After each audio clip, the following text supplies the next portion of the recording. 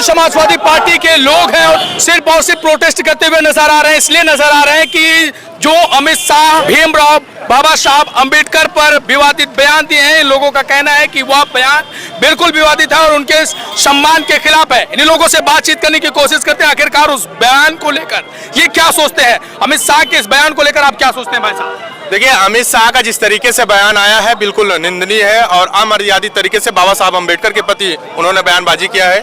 मैं आपके चैनल के माध्यम से स्पष्ट कर देना चाहता हूं कि ये जो बीजेपी के लोग हैं, ये भारतीय जनता पार्टी के जितने भी लोग हैं, ये दलित विरोधी हैं, पिछड़ा विरोधी है, अल्पसंख्यक विरोधी हैं। इनको केवल वोट लेने की बारी आती है तो ये इनके जो बड़े नेता हैं, यहाँ की प्रधानमंत्री जी कहते हैं जय भीम के नारे लगाते हैं और जब इनके हक और अधिकार की बातें आती है तो ये बाबा साहब अंबेडकर के संविधानों को हटाने की बातें करते हैं। क्यों भाई, ऐसा क्यों कर रहे हो आप लोग?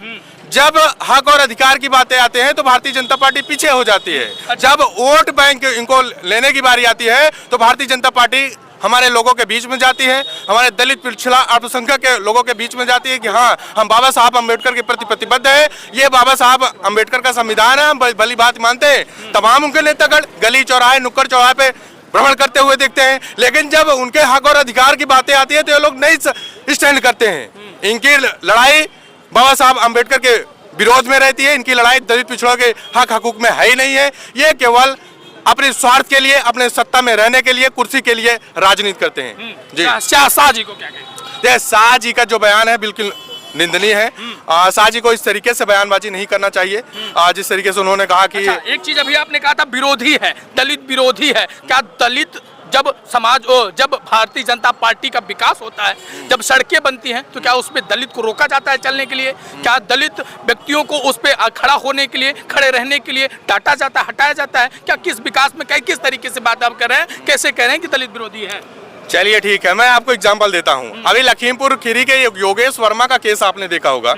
शायद बीजेपी के विधायक हैं और उनको किसी योगी सरकार के जातिवादी, मैं इसलिए कह रहा हूँ क्योंकि उनके स्वजाति लोगों के द्वारा थप्पड़ मारा गया था। गौरतलब करने की बात है कि बीजेपी के विधायक सत्ता में वो भी है, चाहे केंद्र में ले लीजिए चाहे राज्य में ले लीजिए। केंद्र में भी उनकी सरकार, राज्य में भी उनकी सरकार, लेकिन फिर भी योगेश वर्मा जी को आंदोलन करना पड़ा। बताइए, एक वर्तमान विधायक जिसको एफआईआर दर्ज कराने के लिए आंदोलन करना पड़ा, तो आप सोच सकते हैं कि भारतीय जनता पार्टी में पिछड़ों की क्या हाल है। क्या योगेश वर्मा था इसलिए उसकी एफआईआर दर्ज नहीं हुई? क्यों नहीं हुई भाई एफआईआर दर्ज? क्यों नहीं हुई बताइए? उसको आंदोलन करना पड़ा। बताइए कितना बड़ा आंदोलन करा, 5-6 दिन बाद आंदोलन करने के बाद एफआईआर दर्ज हुई। क्यों नहीं पहले हुई भाई? बताइए, आपके विधायक को इस तरीके से जो है क्रूरता की जा रही है।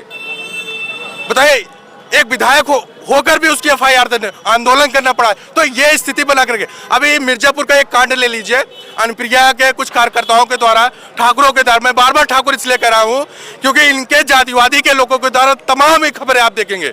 चाहे ये गोरखपुर का कांड देख लीजिए, ये जो अभी मिर्जापुर का कांड हुआ था जिसमें अनुप्रिया पटेल जाकर के ये पूछ रही है, किस मुंह से पूछ रही है, कहाँ है जीरो टॉलरेंस की सरकार है? तो आपको तो चुल्लू भर पानी में डूब मरना चाहिए। सत्ता में आप सरकार में हो, केंद्र में आपकी सरकार, राज्य में आपकी सरकार, किससे सवाल पूछ रही हो?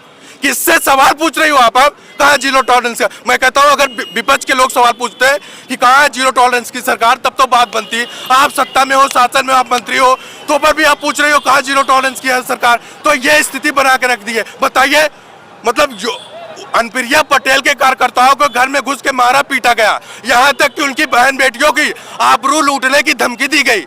क्यों साहब, क्यों दी गई? बताइए, अनुप्रिया पटेल जाकर के मीडिया के सामने ये बयानबाजी कर रही है कि कहाँ है जीरो टॉलरेंस की। ये कौन सी बात हुई भाई? ये खुद ही स्पष्ट होता है कि भारतीय जनता पार्टी में जितने भी लोग हैं, चाहे सत्ता में रूल करे या ना करे, लेकिन फिर भी दलित पिछड़ों की जो यथास्थिति है बद से बदतर है, ये किसी से अछूता नहीं है। जी क्या भैया, कैसे देखते हैं अमित शाह के इस बयान को, जिस बयान के चलते लगातार पूरे देश में प्रोटेस्ट होता हुआ नजर आ रहा है और तमाम पार्टी के जो कार्यकर्ता नेता हैं वो रोड पर उतर गए हैं, रोड पर खड़े हो गए हैं? ये बहुत ही शर्मनाक बयान है अमित शाह जी का। ये हमारे संविधान के लिए, हमारे देश के लिए, हमारे संवैधानिक हर प्रकार से ये उनका ये विचार बहुत ही निंदनीय है और ये क्षमा योग्य नहीं है। हमारी मांग है हमारी समाजवादी पार्टी की, हमारे राष्ट्रीय अध्यक्ष श्री अखिलेश यादव जी का, कि अमित शाह को गृह मंत्री का पद त्याग देना चाहिए। तो ये हमारे साथ तमाम लोग थे और बातचीत कर रहे थे आखिरकार इन लोगों की प्रतिक्रिया क्या है अमित शाह के बयान पर।